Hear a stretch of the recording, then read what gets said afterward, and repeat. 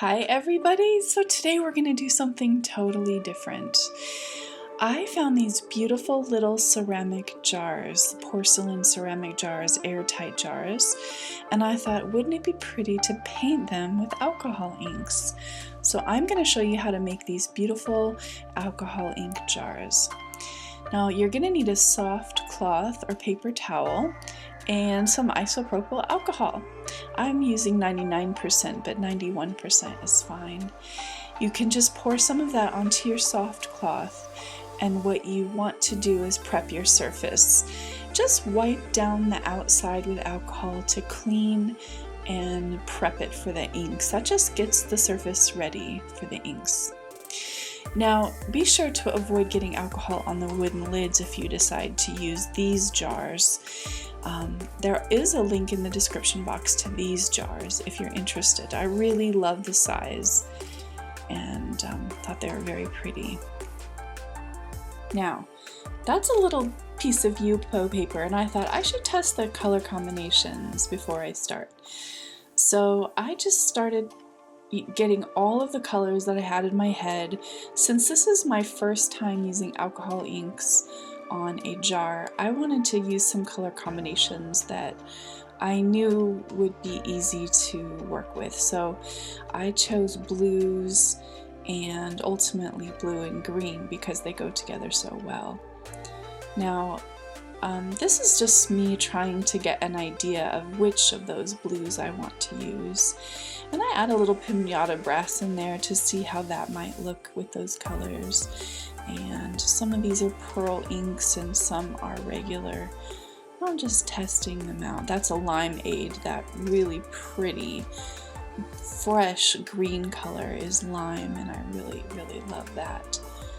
So I think I have it pretty well nailed down, the combination that I want to use. The supplies are listed in the description box below that I use for these jars, including my airbrush recommendation. Now, safety first, everybody. Don't forget, alcohol inks are toxic and you need to wear a mask. So please protect yourself. Alcohol inks are just magical. Look at that. There's just something about the inks, especially the pearls. They just have a sizzle to them and you can really see it under the lights. I just find them to be completely, I don't know, I'm enthralled, and if I didn't have to wear a mask I would probably be doing alcohol inks all the time, but I do pretty good between my air purifier and the mask. So this project was going to be a fun project for me. I'm going to provide a little bit of instruction, but for the most part, it's pretty self-explanatory what I'm doing.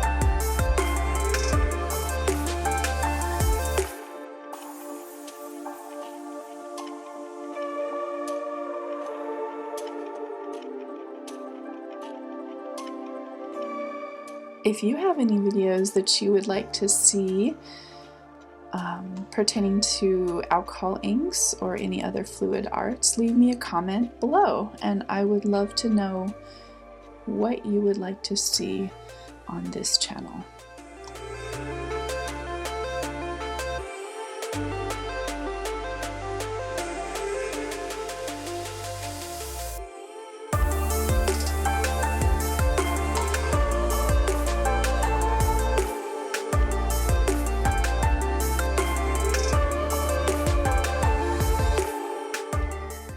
Now, there was a technique that I saw someone do with bubble wrap, so I decided to try that. Now I'm just adding the inks to some bubble wrap, and that's the bubbly side up, and I'm wrapping that jar,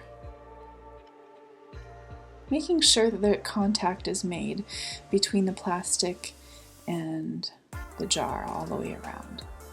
And then an hour later, I pull it off. And you can see that actually what happened is, first of all, it wasn't completely dry, which I was shocked. And second of all, you can see that it actually removed some of the ink that I had already put on there. So not quite what I was expecting. So I decided to do some hand painting to add interest and depth, and also build up some of those white areas that were removed by the bubble wrap experiment. So you can see I just decided to use the alcohol ink and my favorite Deco brushes. My little detail brushes by Deco, I'm totally in love with them. And I decided to use them to just add some interest. Now I'm following the natural lines that are already in the piece, but just building up some drama and some depth.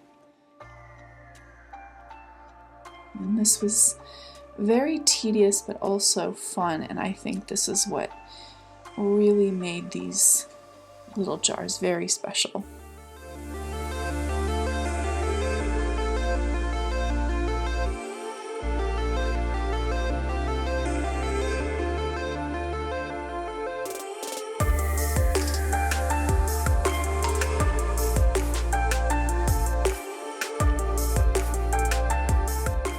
And it's time to mention my patrons, those of you who make this channel possible.